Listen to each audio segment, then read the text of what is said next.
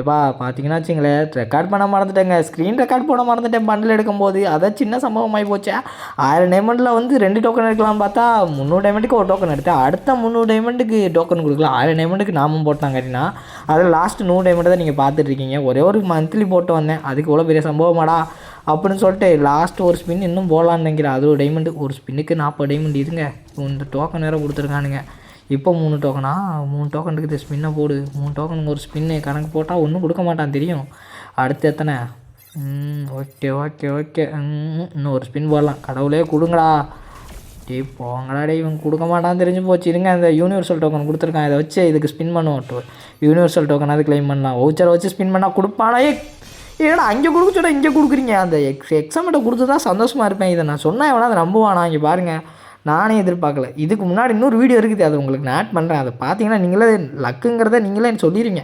அந்தளவுக்கு இருக்குது எனக்கு. இப்போ பாருங்கள், இப்போ அடுத்து வந்து ஒரு 500 டைமண்ட் போட்டு வந்தேன். இதுலையாவது கொடுப்பானா கடினா அப்படின்னு சொல்லி போட்டால் கொடுக்கல.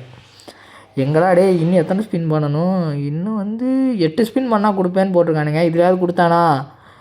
எப்பா கொடுக்கலப்பா.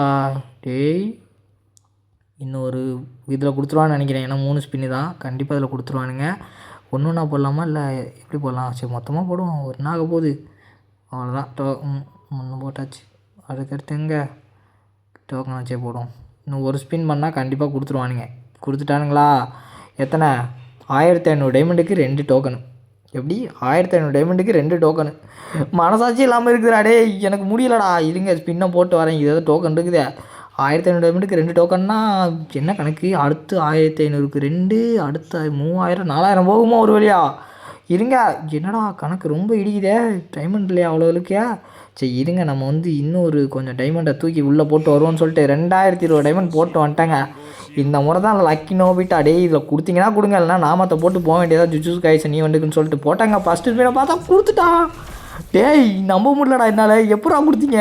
சரி ஓகே, லக் இருக்குது நமக்கு. அடுத்து இதுலையாவது கொடுப்பானா? இருங்க கிளைம் பண்ணுவோம். ஏய் என்னடா அடுத்தும் கொடுத்துட்டீங்க? நம்ப முடியலையே. எங்க இங்கே பார்த்துக்குங்க. இப்போ சொல்லுங்கள் யார்? நான் ரிட்டன் பேக் கொடுத்துட்டேன். எனக்கே நம்ப முடியல. அடுத்த டோக்கனுக்கு தெரியாது கொடுப்பானுங்களா? இருங்க. ஏய் கொடுத்துட்டான். பண்டில் எடுத்துட்டேன். எங்கே 700 டைமண்டுக்கு 3 டோக்கனு. 1500 + 700 இப்போ 2500 டைமண்டுக்குள்ளே எடுத்துட்டேன்ப்பா பண்டில்.